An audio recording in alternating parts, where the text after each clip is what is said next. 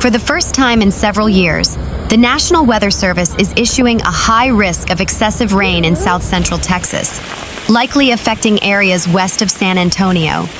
A Level 4 risk assessment is unusual for the national weather forecaster, and it paints a harrowing picture of storm impacts in cities and towns near the Alamo City.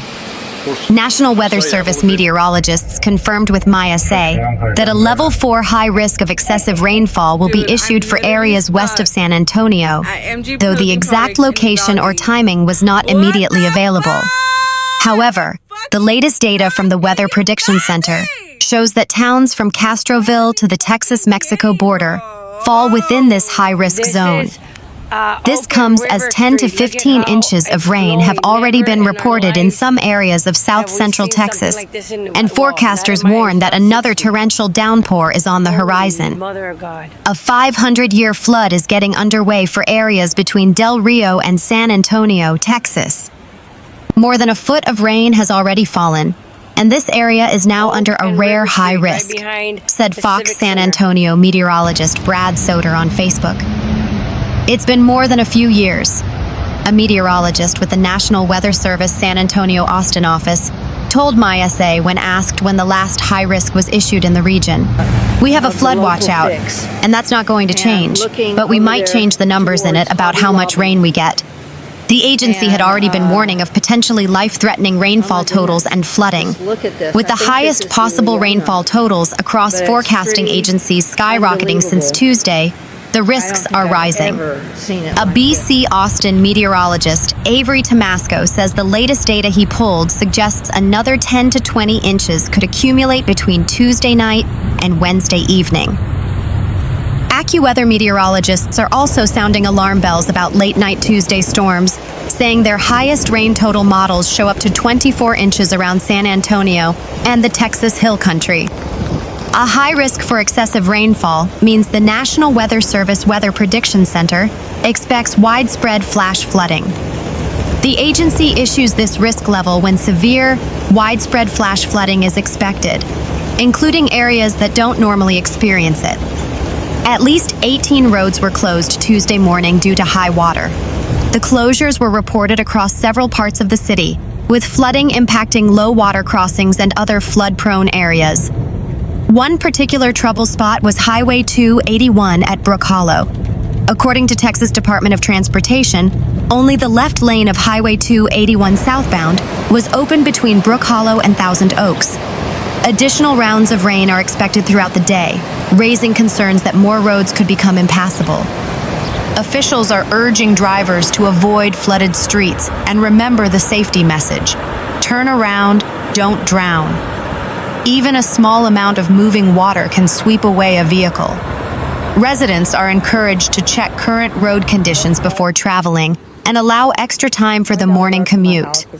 In Medina County, officials reported numerous road closures and at least 4 high-water rescues before 8 a.m. The National Weather Service says drone video captured widespread flooding in Tejanes, a Medina County community of about 800 residents. In Uvalde County, nearly 7 inches of rain was reported near Sabinal before 8 a.m., where a high-water rescue also took place. Flooding was reported along Highway 90 near Knippa early this morning. Flood-prone conditions are expected to continue across the region through Thursday. No deaths or injuries have been reported. Storms are expected to bring periods of heavy rainfall throughout the day to the San Antonio area. Some areas could see several inches of rain, especially where thunderstorms repeatedly move over the same locations. Residents are encouraged to avoid driving through flooded roadways and to remember that water depth can be difficult to judge. Earlier Tuesday morning, the NWS said that heavy rain was affecting parts of Bexar, Comal, Medina, Uvalde, and Val Verde counties, with some areas receiving 2 to 4 inches of rain in a 3-hour period and with intense ongoing rainfall making conditions worse. The NWS cautions that flooding at campgrounds near streams, rivers, or low-lying areas can be dangerous. Heavy rain can quickly cause flash flooding.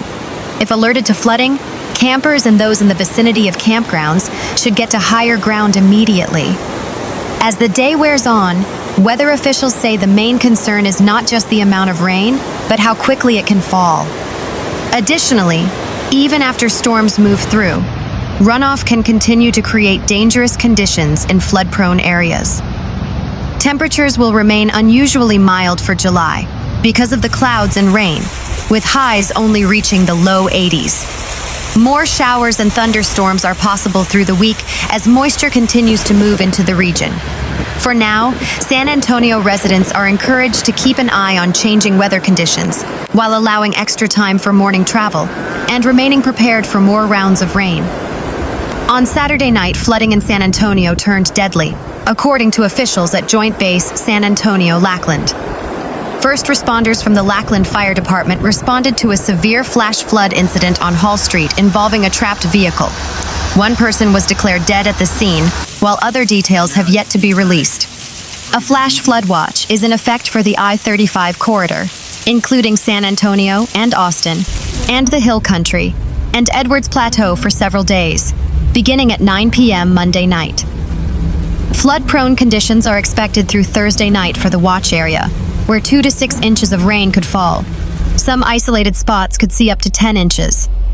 Chris Morris, a meteorologist with the National Weather Service office in New Braunfels, said a couple of factors are coming together to create a big rainmaker. "We've got a very tropical air mass moving into the area," he said. "At the same time, we have an upper-level disturbance that has sort of stalled out, kind of over the Big Bend area, and into kind of south-central Texas." While the heaviest rains are expected to stay well to the west of the I-35 corridor, Morris said everyone in the entire watch area should keep a close eye on the weather this week.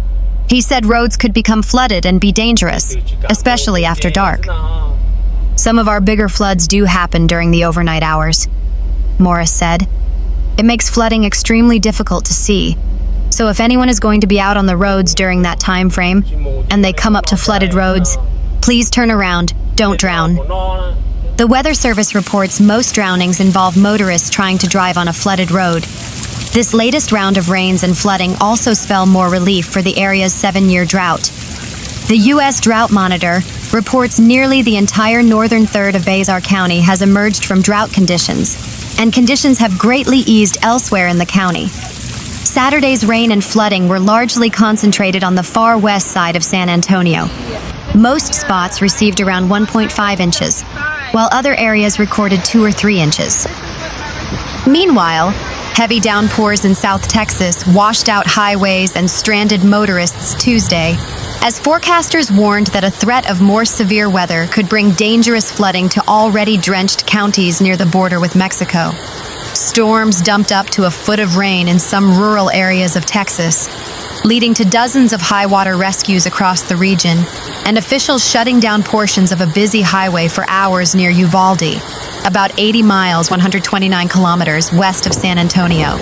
A flood watch also included Kerr County, where catastrophic flooding last year along the Guadalupe River killed more than 100 people. No deaths or injuries Tuesday were immediately reported. The National Weather Service warned that storms overnight could dump more than a foot of additional rain to some places into Wednesday, creating potentially catastrophic impacts from flash flooding in areas west of San Antonio. Texas Governor Greg Abbott issued a disaster declaration for dozens of counties. Intense rain rates and compounding effects from multiple rounds of storms will result in a dangerous flash flooding threat through Thursday, the National Weather Service said. Authorities on Tuesday posted videos of rescue crews on boats down flooded streets and one vehicle being swept downstream by fast-moving waters. 5 people were rescued by members of the Texas Game Warden Search and Rescue Team, and 4 were rescued by a local game warden, said Maggie Berger, a spokesperson for the Texas Parks and Wildlife Department. In Uvalde, officials said there had been at least 24 water rescues. They opened a local event center for anyone displaced by flooding. Torrential rain brought widespread flash flooding to the Shreveport-Bossier City area Monday, stranding motorists, prompting water rescues, and leaving numerous roads impassable as emergency crews responded to high water incidents across the region. A slow-moving band of thunderstorms dropped between 2 and more than 6 inches of rain in parts of the ArkLaTex, overwhelming drainage systems and quickly flooding streets in low-lying areas. The National Weather Service issued flash flood warnings as the heaviest rainfall moved across the metropolitan area. Some of the worst flooding was reported along Youree Drive, where water near Washington Street rose to nearly knee level in places. Videos from across Shreveport showed vehicles stalled in deep water, with several drivers abandoning their cars as floodwaters continued to rise. According to emergency reports, police and fire crews responded to numerous calls involving stranded motorists throughout the city. The Shreveport Fire Department confirmed at least one water rescue at the intersection of Piermont Road and Thornhill Avenue after a vehicle became trapped in rising water. Emergency dispatchers also handled multiple reports of hydroplaning crashes and vehicles stuck in flooded roadways. The heavy rain created hazardous travel conditions during the afternoon commute as water covered major streets and neighborhood roads. Authorities urged motorists to stay off the roads whenever possible and reminded drivers never to attempt to cross flooded streets, where the depth of the water is often impossible to determine. Local officials also made sandbags available to residents in both Caddo and Bossier parishes, as forecasters warned that additional showers could develop before the weather system moved out of the area. Transportation officials encouraged motorists to monitor road conditions through Louisiana's 511 Traveler Information System before traveling. While floodwaters began to recede in some locations later in the day, emergency crews continued responding to flooded intersections and disabled vehicles into the evening. Officials warned that standing water could remain on some roadways even after the rain ended, creating continued hazards for motorists. Monday's flooding served as another reminder of how quickly heavy rainfall can overwhelm urban drainage systems. Public safety officials stressed that just a few inches of moving water can sweep away a vehicle and urged residents to heed barricades and avoid driving around road closures until conditions improve. No fatalities had been reported as of Monday evening, although emergency responders remained busy assisting motorists and monitoring flood-prone areas across the Shreveport-Bossier area. In Bossier Parish, Benton Road was among the hardest-hit areas, with reports of water covering roadways and emergency crews responding to flood-related calls.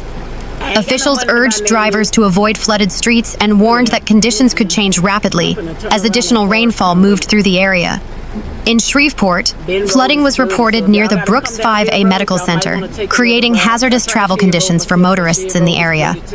Stoner Avenue, a roadway known for flooding problems during periods of high water, was again impacted as heavy rain overwhelmed drainage systems.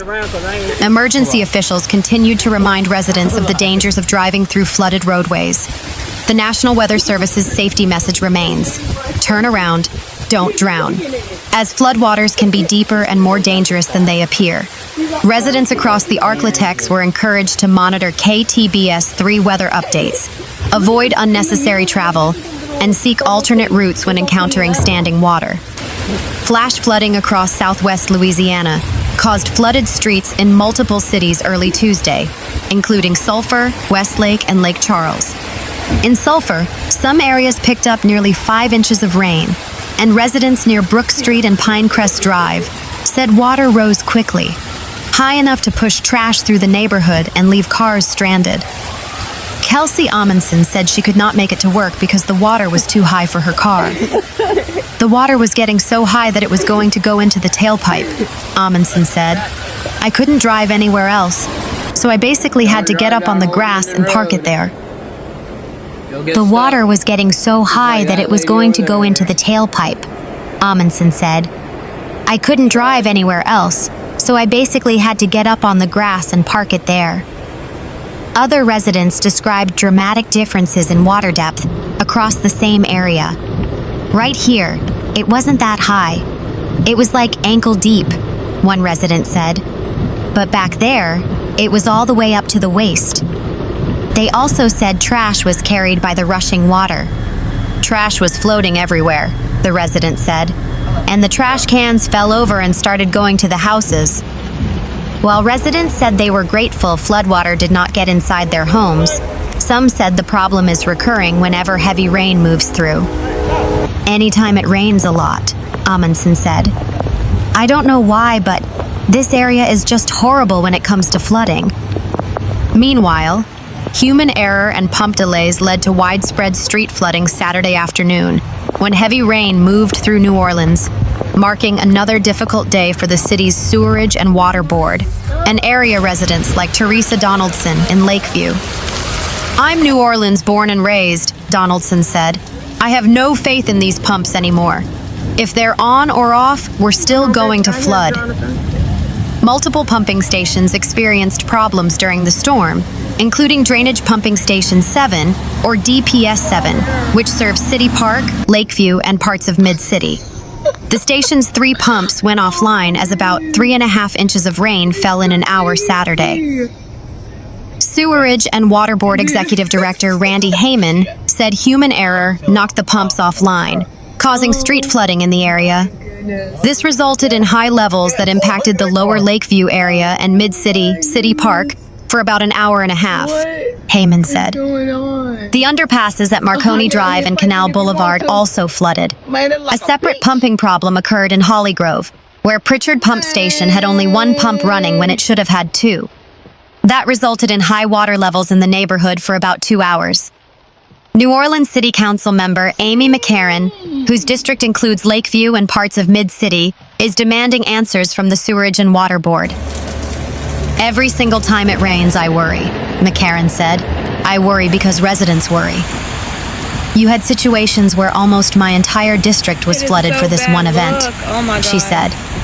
It's concerning, and it's worrisome for everybody, including myself and the administration. What is the plan here going forward?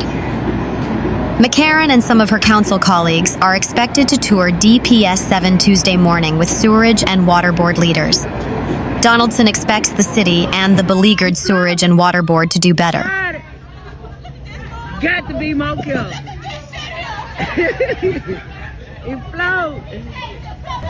It floats. Got one.